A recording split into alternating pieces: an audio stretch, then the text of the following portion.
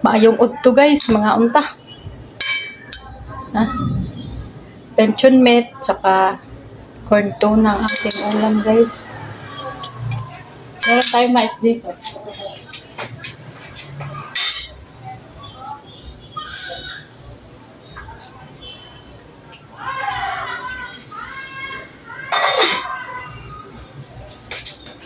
Ayan guys. Mais guys, mais.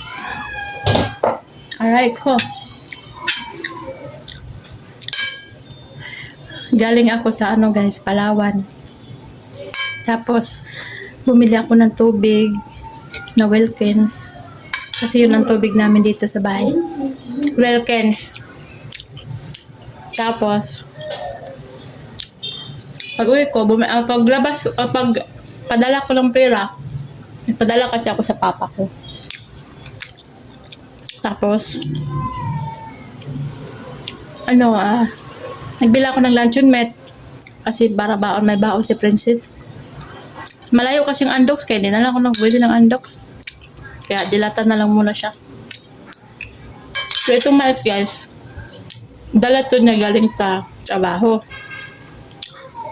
Hindi ko alam kung sino nagbigay nito sa kanya. 3 piraso ang dala niya. So niluto ko. Kinain ko na yung isa. Yung kalahati na lang kinain ko. Kanina. Kumain ko kanina ng isa.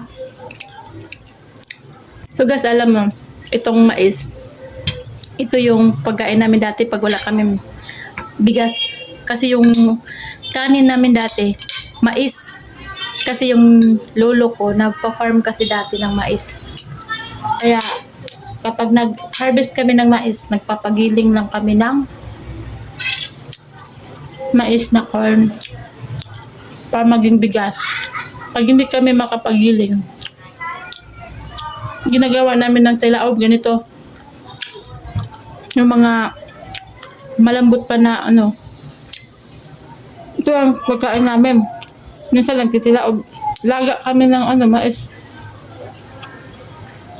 Pero nakapagtapos pa rin naman ng college.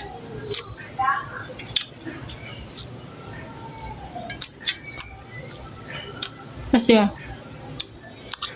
lagi nga, minsan nga wala nga kami ulam. Tuwang-tuwa na kami kapag may makabili na yung lula namin ng or yung mama ko o yung lolo ko na mabili sila ng tuyo. Kasi masarap na sa amin yung tuyo.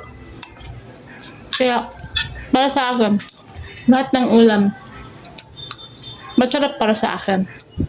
Kasi hindi naman ako namimili ng ulam